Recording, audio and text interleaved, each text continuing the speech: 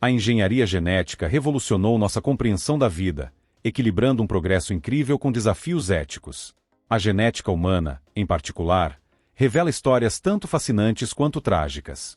Carlos II e o queixo dos Habsburgos. Quando se pensa em linhagens reais, imaginamos riqueza, beleza e poder. Mas, para um rei, o sangue azul significou tragédia, deformidade e sofrimento. Carlos II da Espanha foi o monarca mais endogâmico da história. Nascido em 1661, ele já veio ao mundo sem chances. Sua família, os Habsburgos, casava-se entre parentes por gerações. Acreditavam que misturar sua linhagem com pessoas de fora enfraqueceria seu poder, então mantinham tudo em família. Quando Carlos nasceu, os danos já estavam feitos. Sua mãe era sua tia e seu pai, seu tio. Sim, ele era fruto do casamento entre um tio e uma sobrinha. A obsessão dos Habsburgos em manter sua linhagem teve consequências aterrorizantes para Carlos. Desde cedo, sua vida foi marcada por desafios físicos e mentais inimagináveis. Ele herdou o infame queixo dos Habsburgos, uma mandíbula protuberante que tornava quase impossível mastigar ou falar corretamente. Mas isso era só o começo. Carlos também tinha atrasos no desenvolvimento. Sofria de epilepsia e começou a ficar calvo ainda na casa dos 30 anos, muito mais cedo que a maioria dos homens. Mas o pior ainda estava por vir. Após sua morte, aos 38 anos, os médicos realizaram uma autópsia e fizeram descobertas chocantes. Seu coração era do tamanho de um grão de pimenta.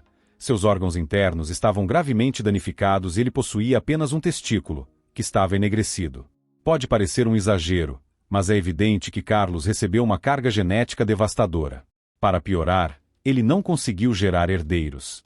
Casou-se 2 vezes, mas nenhum dos casamentos resultou em filhos.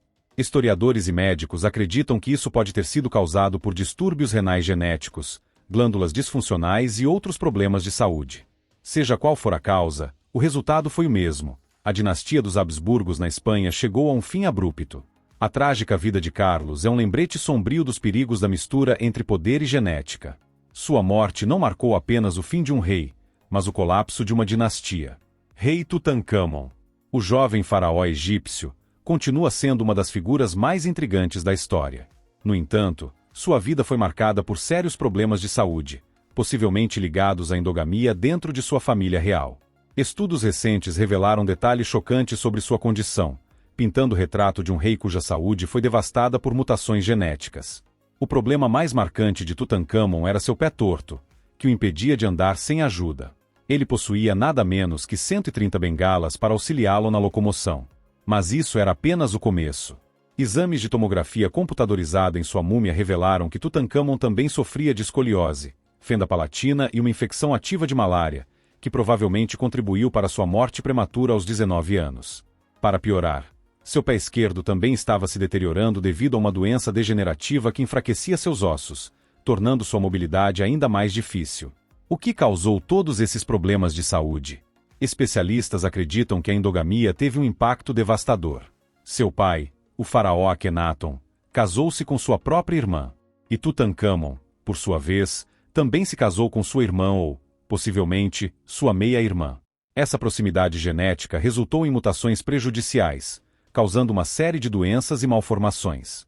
Embora algumas teorias apontem que ele pode ter morrido em um acidente de carruagem, pesquisas mais recentes sugerem que sua saúde já estava severamente comprometida devido à endogamia e à malária.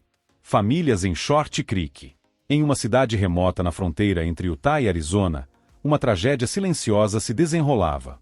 Short Creek, um lugar onde a poligamia era comum, tornou-se um terreno fértil para doenças genéticas devastadoras. Tudo começou com um perigoso nível de endogamia. No século XIX, o líder mormon Brigham Young incentivou a poligamia. Seus seguidores, fugindo da perseguição, se estabeleceram em Short Creek na década de 1930. Os casamentos entre parentes próximos tornaram-se comuns, resultando em uma série de desordens genéticas que afetaram profundamente a comunidade. Tomavam várias esposas, muitas vezes casando-se com primos. Com uma comunidade pequena e isolada, o pool genético encolheu e os danos começaram. No início dos anos 1990, o neurologista pediátrico Theodore Tarby fez uma descoberta chocante. Um menino foi levado até ele com traços faciais estranhos e atrasos graves no desenvolvimento. No começo, os médicos não sabiam o que era, Mas quando Tarbie analisou a urina da criança, o diagnóstico foi aterrorizante: deficiência de fumarase, uma doença genética rara e fatal. E não era apenas um caso. Logo, mais crianças de Short Creek apresentaram os mesmos sintomas. 8 outras crianças sofriam da mesma condição devastadora. A deficiência de fumarase ataca o cérebro, causando convulsões, graves deficiências físicas e atrasos no desenvolvimento. As crianças não conseguem andar, falar ou sentar-se. Algumas nem conseguem engatinhar. Elas precisam de cuidados constantes, alimentação por sondas e suporte integral. O pool genético de Short Creek havia se tornado perigosamente pequeno. Hoje, 75% dos 7.000 moradores da cidade são descendentes de apenas 2 famílias, os Jessops e os Barlows. Como resultado, há um aumento devastador de doenças genéticas.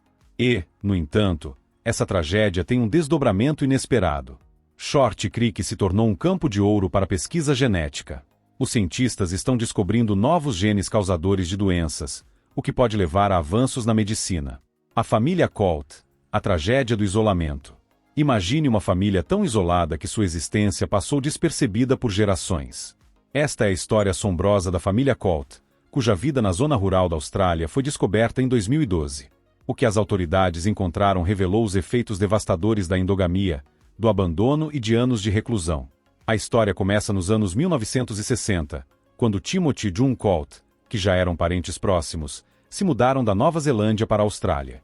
June era filha de um casal de irmãos, e após se casar com Tim, eles se estabeleceram em uma área remota. Ao longo dos anos, tiveram 7 filhos. Isso foi apenas o começo de um padrão que afetaria várias gerações. Conforme a família crescia, eles viviam isolados, mudando-se entre áreas rurais da Austrália para evitar serem descobertos. A vida da família Colt permaneceu escondida do mundo exterior por décadas. Em 2012, as autoridades invadiram a propriedade rural da família, em Borova, Nova Gales do Sul, e o que encontraram foi chocante.